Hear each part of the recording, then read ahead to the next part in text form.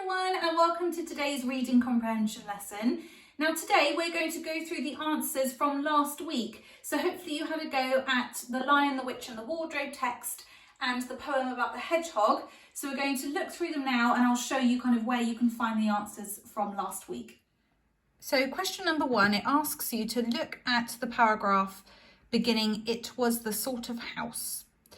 And below is a list of rooms that the children explore. You had to number them from 1 to 5 to show the order. Okay, and the answers for this are on the screen now. So you can see number 1, the first room they explored was the spare bedrooms. Number 2 was a long room full of pictures. Number 3 was a room with a harp. Number 4, rooms with books. And number 5, a room with a wardrobe.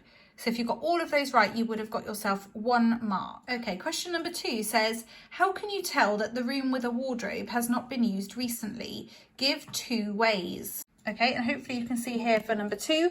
So you get 1 mark for saying it's empty or it has no furniture, there's only a wardrobe in it, and that there's a dead blue bottle. So a dead fly on the windowsill shows you that the room hasn't been used. And you needed 2 points, 2 reasons to get 1 mark. Okay, question 3 says, look at the paragraph beginning "Nothing there," said Peter. Why is Lucy surprised that she can open the wardrobe?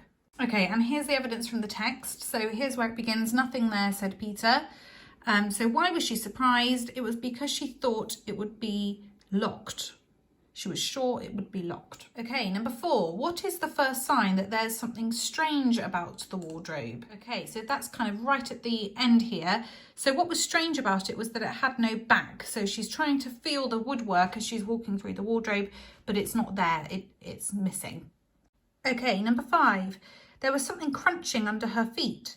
What does Lucy think is crunching under her feet, and what is actually crunching under her feet? Okay, so Lucy thinks that the crunching is caused by the mothballs, but it's actually snow under her feet. Okay, number 6, what do we learn about Lucy from this text?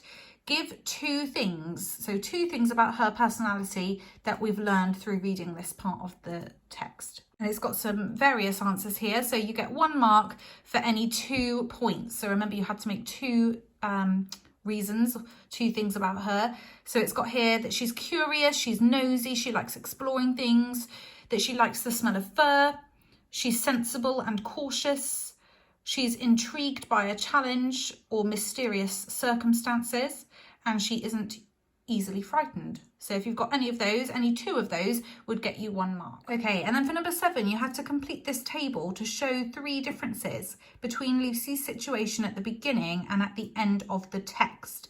Now, what we found before is sometimes where people have watched the film, they've kind of got confused. This has to be from the text, not from what you know from watching the movie. So let's have a look at the answer. Okay, so here's some examples on here. So at the beginning, she's with other children, but at the end, she's on her own.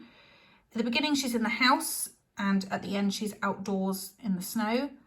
A simple one, really, it's morning, and then it's nighttime.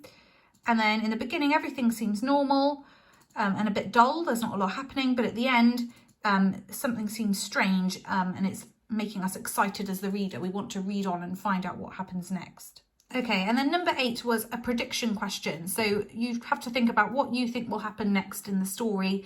And again, it's quite tricky if you have watched the film to not kind of just go with that, but to really think about what could happen next. So there's some examples here, but really it's your own thoughts, your own predictions. So if it's not exactly the same, please don't panic. But some examples include that she would go back and tell the other children, that the other children come and find her or come and look for her. Lucy will kind of go exploring and she'll figure out what this new land is, or that she will walk towards the light. So again, just some ideas there, but if yours isn't exactly the same, that's fine. It's your opinion, it's your prediction of what you think will happen next. Okay, and now we're moving on to the second part of your test, which was the Hedgehog Poem. And question 1 asked, at what time of year is this poem set? So hopefully you managed to find autumn.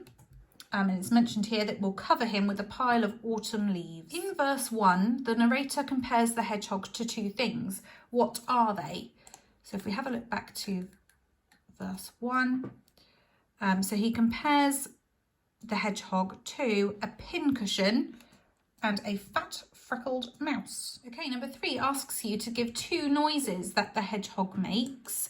So you could have used pitter patter, he's making that noise with his feet, or snorts, snuffs, or sniffs. So there's actually 4 you could have picked, but you just had to give 2 to get that 1 mark. Okay, the hedgehog hauls himself over the narrator's shoe.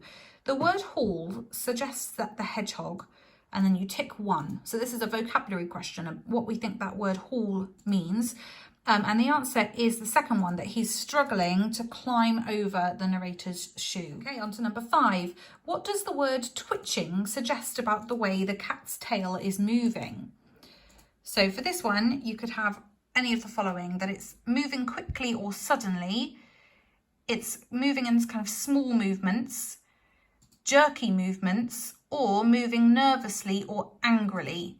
And any of those would have got you that 1 mark. Okay, number 6, explain the different reactions that the cat has to the hedgehog and support your explanations with evidence from the text. So hopefully you've managed to kind of copy elements of the poem and put them into your answers. So let's have a look.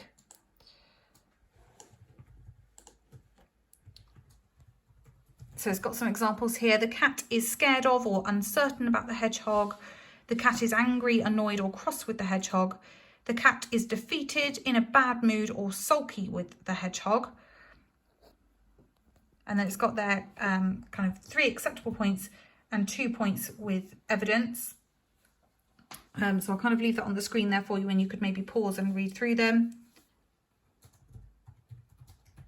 And that question was worth 3 marks. Okay, over the lawn and part the leaves and peer inside. In these lines, the word peer is closest in meaning to. So again, another vocabulary question. What does that mean? In this case, it means to look closely. So you should have ticked, hopefully, the bottom one. And then finally, the end of the poem says, I hope he is. And it's asking you, why do you think the narrator said this? So it could be that he likes the hedgehog and he wants the hedgehog to be there when he next looks or after he finishes hibernating. So again, you get 1 mark. You know, he likes him and he's hoping that he is still there. Okay, and that's the end of today's reading comprehension lesson. So I hope you found it helpful to go over the answers and to kind of see where they've come from and to see how you answer them, especially those 3-mark questions. It's really quite interesting to see the level of detail that you need to get those marks. So a huge well done for today's work. I hope you found it useful, and I will see you again tomorrow for a writing video. Bye!